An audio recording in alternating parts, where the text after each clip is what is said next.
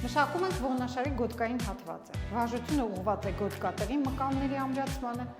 նաև մասնակցում են բոլոր հոդերը, ստորին վերջույթների կոնքազդրային ծնկային հոդերը։ Քթով, արտաշունչ,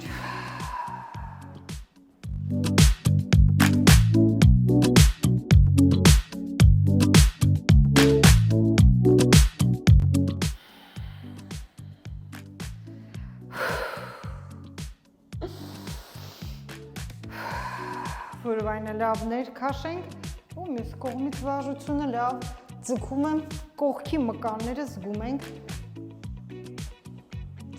նաև բոլոր հոդերը, կոնքազդրային, ծնկային և վերջում քթով շունչ։